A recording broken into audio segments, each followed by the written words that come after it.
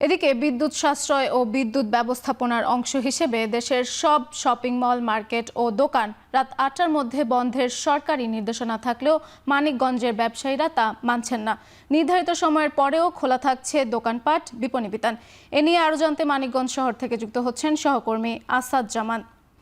আসাদ, বিদ্যুৎ সাশ্রয়ের সরকারি নির্দেশ মানতে কেন চাচ্ছে না ব্যবসায়ীরা, কি জানতে পেরেছেন?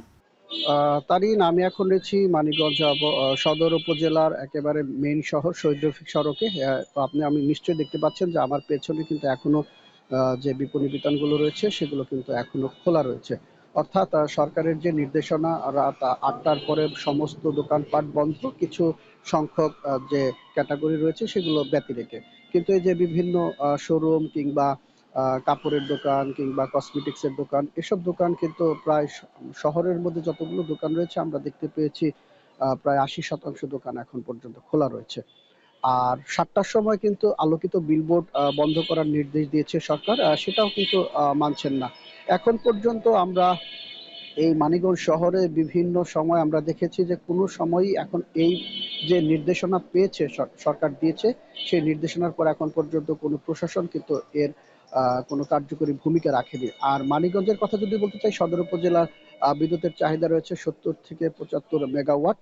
কিন্তু সেখানে কিন্তু বিদ্যুৎ পাওয়া যাচ্ছে ৫৫ থেকে ৬০, অর্থাৎ এখানেও কিন্তু প্রায় ১৫ থেকে ২০ মেগাওয়াটের যে একটা ঘাটতি সেটা কিন্তু রয়ে গিয়েছে। কিন্তু এই যে দোকানপাটগুলোর যে নতুন নির্দেশনা, এটা মানছেন না। অনেক দোকানদারের সাথে আমার কথা হয়েছে, তারা আসলে বিষয়টা জানেনও না। আর সারা রাত ভরেই কিন্তু আমরা দেখেছি যে যে লাইটিং বোর্ডগুলো, অর্থাৎ আলোকিত যে বিভিন্ন ব্যাংক, তারপর হচ্ছে প্রতিষ্ঠান, সেগুলোর আলোকিত বিলবোর্ড কিন্তু আমরা সকাল পর্যন্ত দেখতে থাকি। তো প্রশাসন যদি কঠোর পদক্ষেপ না নেয় তাহলে কিন্তু তারা এইভাবেই ৮টা-৯টা পর্যন্ত দোকান ৯টা-১০টা পর্যন্ত অনেক সময় খোলা রাখবে। তো তারিন, এই ছিল আমার কাছে মানিকগঞ্জ থেকে সবশেষ সংবাদ।